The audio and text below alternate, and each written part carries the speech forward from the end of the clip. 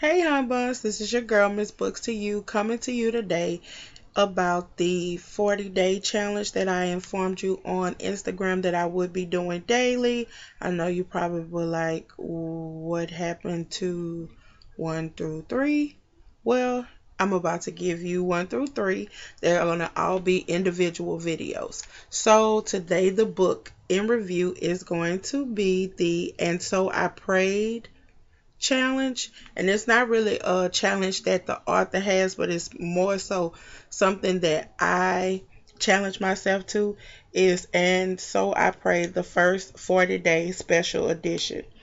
Now, I came across this book a while ago, but I started and I stopped, and the reason why I started and I stopped was because I got to a point in the book where I felt it changing me. Not changing me in a bad way, but just changing me as far as getting deeper into the word. And one thing about it, once you get involved in the church and start going to church and trying to learn the actual Bible and not only learn it but have an understanding of it, it forces you to be great. And the things that you used to do, you can't really say, let's see how I want to put it. You can't have an excuse for it because you know better. So when you know better, you're expected to do better. So this is one of the reasons why I took the 40-day challenge, or started the 40-day challenge.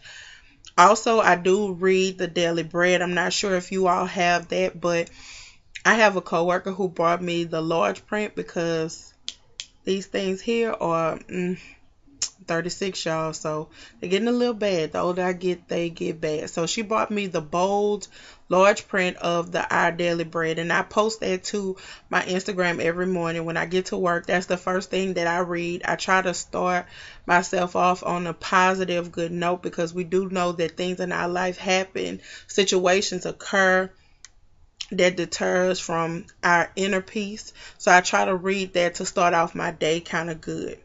So my challenge was that I was supposed to read the each day at the beginning of the morning, but I actually work a 7 to 3 shift at work, so it's kind of hard for me to wake up earlier. I have problems sleeping anyway, and it's just been a change in our daily schedule for the past, I would say, week and a half. So I'm just trying to adapt to pretty much getting up a little bit earlier, and it's just a difference, and being on the phone a little bit later at night just to appease him. So it's, the distance is not wanted, but it has to happen right now because of work. So when he works out of town, it's kind of shaky. But back to the And So I Prayed challenge. Enough of me rambling. So what I did was I went to, I think it was Marshall's, and this is what I purchased. It is basically a notebook, and you can write in it. I don't know if you can see it good. Can you see those pages good? My lighting is extremely bright. I have like a dozen lights on right now, and I'm waiting for my ring light to come in too. I had to order one of those since I want to be a YouTuber, a booktuber. I ordered some ring lights for better lighting, so I can set up more in the front versus in the bedroom, because it's kind of annoying. But for now, we're in the bedroom. So I'm going to go with day one. Day one is basically, it says the first day. So on my first day, I actually wrote it down, and I'll read to you all what I wrote. It says, my purpose for my 40 days is clarity. After my grandmother passed, I started going to church more. The word was more therapeutic to me. Things became a bit clearer, and I try not to use God as a genie. And I know that in the past I would pull away once things got better, but my goal is to stand firm. When I say that God is not a genie, I mean in the aspect as we're always going, I'm not going to say we're, but I know when I was younger, I only prayed when things were bad. I didn't pray when things were going good in my life. And coming from a background, my grandfather was a minister, and I basically grew up in the church. So the saying is true: raise a child up. And I I'm like I guess a church. I'm not a preacher's child, but a preacher's grandchild, which is kind of sort of the same like a preacher's child. So in that aspect, as I get older, I'm not trying to use I need God to be something that's constant, because we get blessed with things in our life and we tend to forget. I'm not going to lie to you. It was a time, and I'm not saying that just because you tithe in the church, that's where your blessings come from, but it is one of the things that are set forth in the Bible that it says that you're supposed to do.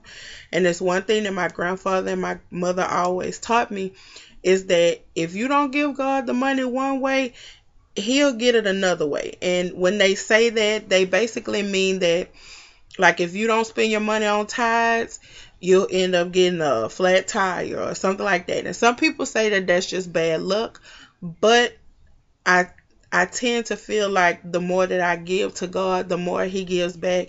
And I don't give to God for the purpose of being to get something back, but it's just like I said, I feel more whole and I feel better. Like when I don't go to church, or if I actually go to Potter's house. So I normally go to church online. And I'll make another video about that too, because I've had flack with my family and friends about not actually attending a physical church. So I'll make a video about that as well.